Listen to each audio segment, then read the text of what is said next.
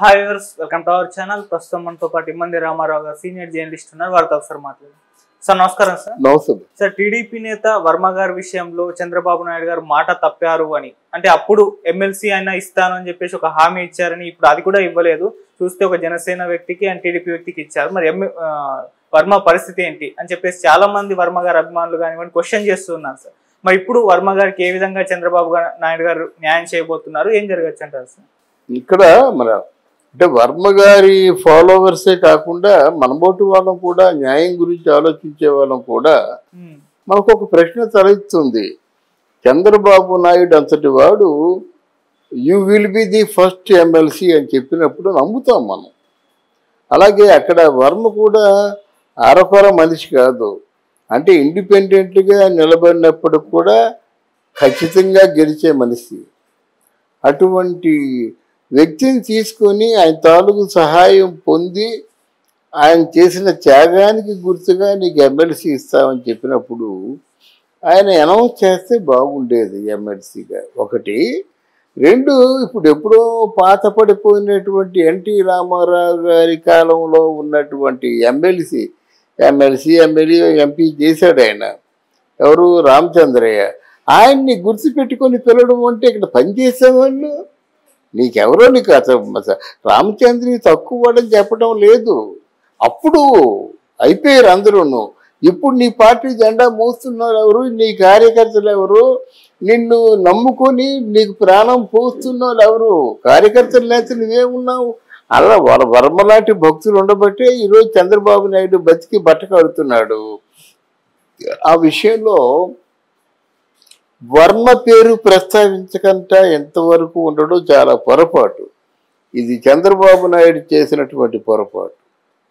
రెండోది, జనసేనలో నుంచి హరిప్రసాద్ అనే ఒక వ్యక్తికి టికెట్ ఇవ్వడం ఎమ్మెల్సీగా డెఫినెట్గా ఎవరేమన్నప్పుడు కూడా మన పవన్ కళ్యాణ్ చేసినటువంటి తప్పిదం అవుతుంది. ఎందుకంటే వర్మ గారు ఉన్నారు కదండి అని ఎవరి కోసం పనిచేస్తున్నట్టు? పనిచేసేవారు గుర్తింపు లేకపోతే ఎలా అవుతుంది? పోనీ వాడు ముందుగా చెప్పొచ్చు కదా, లేదు మీ మంచి భవిష్యత్తు ఉంది, you are on the top list అని చెప్పేసి ఒక మాట చెప్తే బాగుంటుంది. చంద్రబాబు నాయుడు అయినా పవన్ కళ్యాణ్ అయినా ఎంతసేపు ఏదో కబుర్లు మీ డెవలప్ చేస్తా ఉన్నారు. కరెక్ట్, డెవలప్ చేస్తా ఉన్నది పిఠాపురం ప్రజలకి.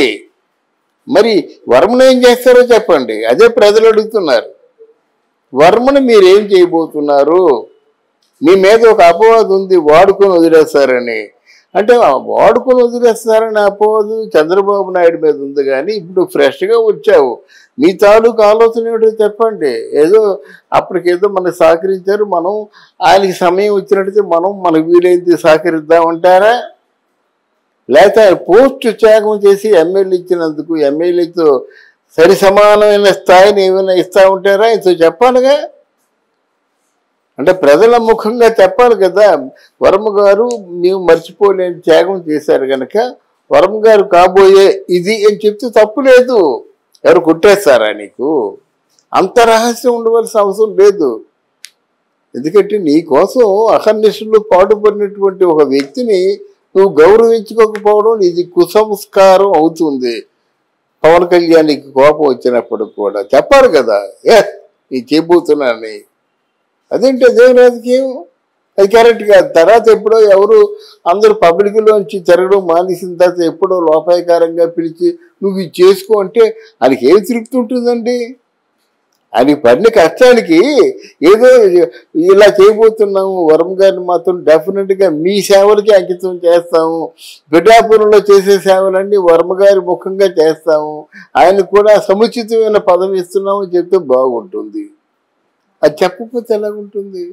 అలాగే జన సైనికులు కూడా మాట్లాడడం కాదు, సైనికులు కూడా వాళ్ళు అంటే ఉద్యోగం సద్యోగం అంటే నిరుద్యోగులుగా చూడడం నాకు ఇష్టం లేదు.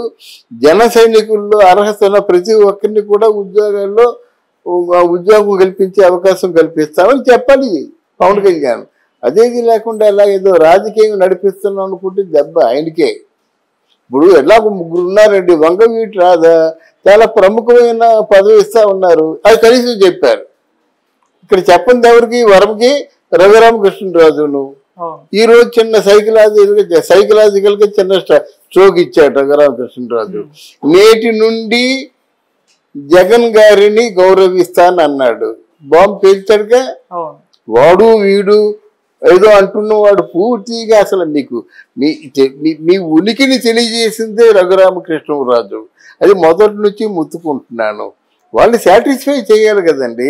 ఎవరు చేస్తారండి పోరాటం? 5 సంవత్సరాలు గుమ్మడిగా రచ్చబండ అనే కార్యక్రమం ద్వారా మొత్తం ప్రజల్ని ఎప్పటికప్పుడు అప్డేట్ చేస్తూ ఇంత పోరాటం సాగించినట్టయితే ఆయన సీట్ ఇవ్వడానికి ఆలోచించడం, ఆయన పదవి ఇవ్వడానికి ఆలోచించడం అది సముచితమా? అంటే రాజకీయం మీకే తెలుసా, వాళ్ళకి తెలియదా? ఆ మాట వినగానే నా గుండె జలమంది. ఇవాళ నుంచి జగన్ గారిని గౌరవిస్తాను, జగన్ గారిని, వాడు వీడు అనేవాడు జగన్ గారిని గౌరవిస్తాను. నువ్వేముంది రేపు పొద్దున ఆయన పక్క వెళ్తాడు, అయిపోయింది తెలుగుదేశం పని. అంటే మీరు విరోధులు పెంచుకుంటూ పోతున్నారు. ఏముందండి 4 పదవులు ఇచ్చిందని పెద్ద ఇంత భూగోళం బదులైపోతుంది ఆలోచించడానికి. చంద్రబాబు నాయుడు గారు కానీ పవన్ కళ్యాణ్కి కానీ ఇంతే కదా. వంగవీటి రాజా కష్టపడ్డాడు, రఘురామకృష్ణరాజు కష్టపడ్డాడు, వర్మ కష్టపడ్డాడు. ఇంకెవరు కష్టపడిన వాళ్ళకి ఏదో పదవులు ఇవ్వండి. మిగతా వాళ్ళకి ఎందుకు అప్లికేషన్లు ఎందుకు? పాత చుట్టారు కానీ కలుపుకోవడం దేనికి? So this is very bad. ఇప్పుడు ఏ పదవి ఇస్తారంటారు? ఎవరికి? వర్మ గారికి. వర్మ గారికి డెఫినెట్ గా ఒక రాజ్యసభైనా అట్లీస్ట్ ఇవ్వాలండి. వాళ్ళ చేతుల్లో ఉన్నది అది కదా. అంటే వర్మ స్థాయిలో పదవి ఇవ్వాలంటే రాజ్యసభ ఇవ్వాల్సిందే. ఎందుకంటే అదైనా ముందుగా చెప్పినట్టయితే ఆయన సంతోషపడతాడు. ఆయనకు వర్గం ఉంది పిఠాపురంలో. ఏ పని చేయాలన్నా పిఠాపురంలో వర్మ గారే చేయాలి. ఒకవేళ నీకు చాలా పెద్ద సంబరాలు ఏర్పాటు చేశారు. ఈ పవన్ కళ్యాణ్ తాలూకు మాటలకి, పిచ్చి మాటలకి నా సంబరాలు వద్దు, సత్కారాలు వద్దు, పూలదండలు వద్దు అంటే ఎలాగొద్దండి? ఇప్పుడు ఆలయంకి వచ్చారండి, ఆలయ సంప్రదాయం ప్రకారంగా మెడలో దండేస్తారు, షాలో కప్పుతారు, ఇవన్నీ ఉంటాయి కదా. నాకు షాలో వద్దు, దండ వద్దు, మీరు నా మంత్రాలు చదవద్దు, నేనే నమస్కారం పెడతానంటే అది అతి అవుతుంది నా దృష్టిలో. అర్థం ఎంజాయ్. అప్పుడు ఎందుకంటే సెలబ్రేషన్స్ ఎప్పుడు చేస్తారు? 10 రోజులుగా మనం కష్టపడ్డామండి, ప్రాజెక్ట్ చేసామండి, అది ఓకే అయిందండి, ఆ రోజు సెలబ్రేషన్ చేస్తారు. ఎందుకంటే 10 రోజులు కష్టపడేవారు ఆట విడుపుగా హాయిగా తృప్తిగా ఆ రోజు మసులుకోవడానికి అన్నమాట. అటువంటి సెలబ్రేషన్స్ వద్దని చెప్పి మీకు అధికారం ఎవరు ఇచ్చారు? అది తప్పు. అది అందువల్ల ఈ వర్మ గారిని కానీ, రఘురామకృష్ణరాజు కానీ, ఆ వంగవీటి రాధా గారిని కానీ వారి పోర్ట్ఫోలియో ఏంటో, వాళ్ళు ఏం చేయబోతున్నారో, వాళ్ళకి ఏమి ఇవ్వబోతున్నారో ముందుగా చెప్తే బాగుంటుంది. అది చెప్పకపోతే మరి ఇలాంటి అవాకులు చవాకులు వస్తాయి. ఇప్పుడు తెలుగుదేశం మధ్య జనసేన మధ్య కొంచెం కమ్యూనిటీ అమరావతి పనులు ఆపేయండి అని చెప్పి పవన్ కళ్యాణ్ చెప్పినట్టుగా ఆ కార్యకర్త చెప్పాడు. ఇలాంటి ఇంకా ఏది టూ ఎర్లీ కదండి. ఇంకా 4 రోజులకు కాకుండా ఈ కమ్యూనికేషన్ గ్యాప్లు ఏమిటి, ఈ అపార్థాలు ఏమిటి, ఈ ట్రోల్స్ చేసుకోవడం ఏమిటి? ఆలోచించుకోండి ఒకసారి.